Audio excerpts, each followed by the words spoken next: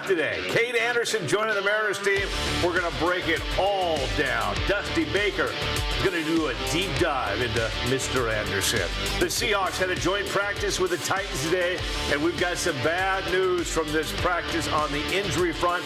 Greg Bell from the Tacoma News Tribune, KGR Sports Radio, was at the practice. He's going to join us to break down all the injuries and give us the latest. We're hoping to also have a live report from Pullman on this show. Jason Puckett from Puck Sports at Cougars practice today.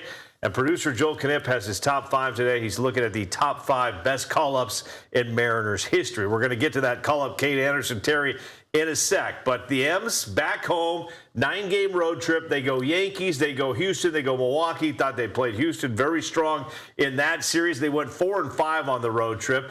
Tonight, they welcome the Chicago Cubs to town for a 3-game series. You can watch that game on King 5 TV. Terry, they begin the series 4 games out. Just your overall thoughts on what you've been seeing from this team. Paul and I talked about it yesterday. We love the fight in Houston. We love the fact that they got 1 win in Milwaukee and didn't give up in yesterday's game. So we feel like they're trending in the right direction. Well, they are trending in the right direction right now. But again, it was a pretty rough stretch over the last 9 days. I know back when we looked at this maybe 10, 12 days ago, we were like, oh my gosh, can they survive this road trip that they're going to go on? It's murderer's row. And they come out 4-5. And they lost some big ones. They lost the biggest one, of course, 22-0. We're not really want to talk about that no, too much. No, we flushed that one, Terry. You guys got a chance to flush it. I didn't really have a therapy session like this. So I might talk about it a little bit because it's still, in my spirit and in my soul. But, they played some of the toughest teams in the Major League Baseball. And, again, they come out 4-5. Now they have an opportunity to go out there. As you said, they're only 4 games back,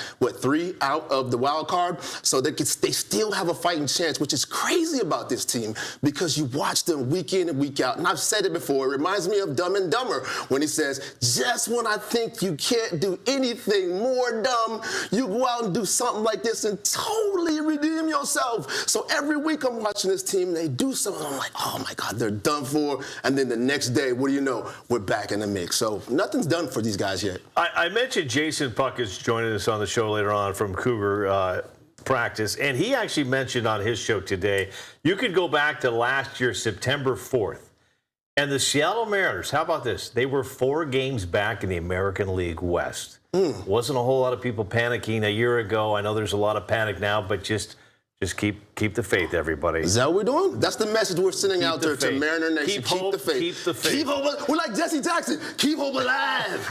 Keep hope alive. Well, and with that in mind, there could be a youngster helping to keep hope alive on this Mariners team. The M's are calling up future star pitcher Kade Anderson. He is the #1 pitching prospect in all of baseball. He is scheduled to pitch tomorrow against the Cubs. It's not going to be easy. The Cubs are the best baseball team right now against left-handed pitching, but this is going to be exciting to watch him make his major league debut tomorrow at T-Mobile Park. Spoke with the Mariners earlier today. He is not going to give any pre-press conferences. The first time we will hear from that man will be after the game tomorrow. Kade Anderson has arrived to Seattle. He's getting his uniform. He's getting his locker. He will pitch tomorrow. How exciting is this for Mariners fans and for everybody out there? I think, again, it's exciting not just for Mariner fans, but for baseball fans. You look at a guy, like you said, was the top prospect coming out, and this guy's going to get a chance. He just jumped right over Tacoma. He's going right to the major leagues, right?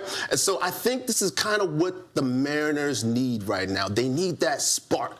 They need that excitement. They need that energy. Again, you talked about last year, this time, they were 4 games back. But I think what we saw last year with this team, and we all know we felt this energy.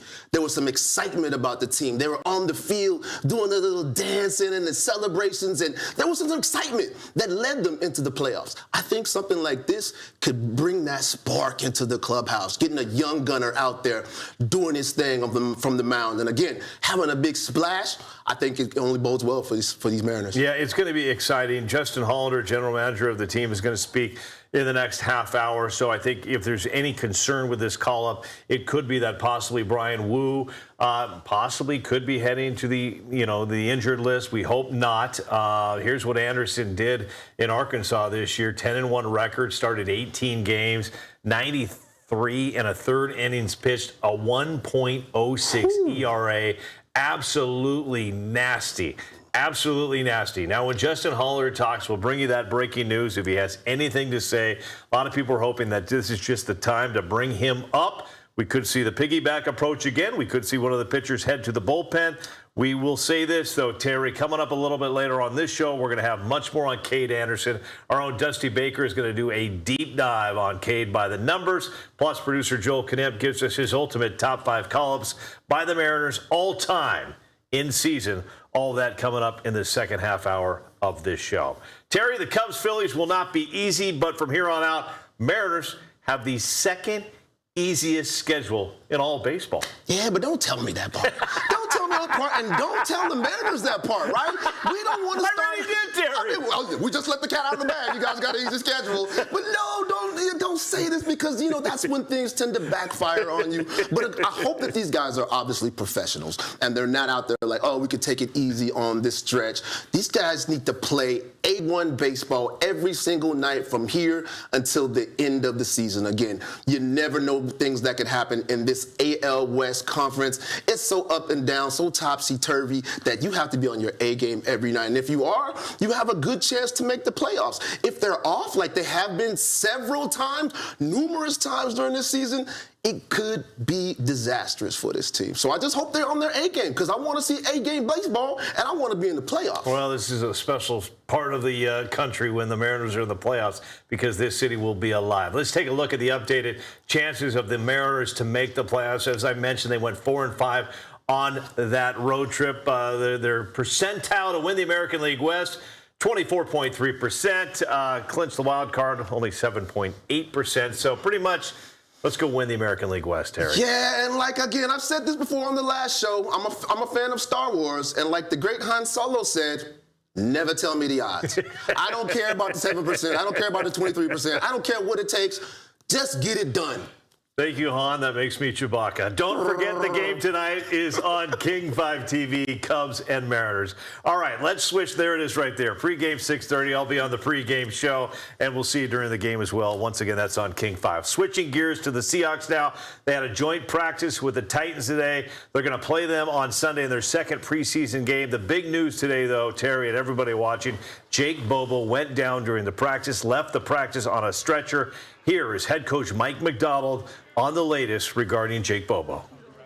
Our heart goes out to Jake Bobo. He's seems like it's going to be a serious knee. We're going to get an image, but early returns, just looks like it's a long-term injury. So.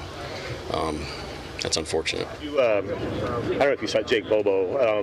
Kind of when you see that with a teammate like that and a guy who's been around. Yeah, unfortunately, I didn't see it, but I heard about it. I'm praying for Jake. He's nothing but just a great player and a great person, and my prayers go out to him. All of our teammates are going to have Jake's back, and we always want nothing but the best for all of our guys, and so we just pray for him for a healthy recovery. All right, great stuff from Ty Okada, going to have his teammates back, but you don't like to hear that from head coach Mike McDonald. A serious knee injury. Terry Holloman, running back for the Washington Huskies. When you hear that, what comes to mind? Man, first thing that comes to my mind is, first of all, shout out to Jake Bobo. We're thinking about you, praying for you, and hope you get well soon. But whenever the organization comes out right out of the gate and tells you that it's a serious injury, it really is a very serious injury because normally when things like that happen, especially in the preseason, they like to keep it close to the vest, right? They don't want the world to get out there and know that things are happening and they're very serious. They like to say, oh, we're taking a look at it.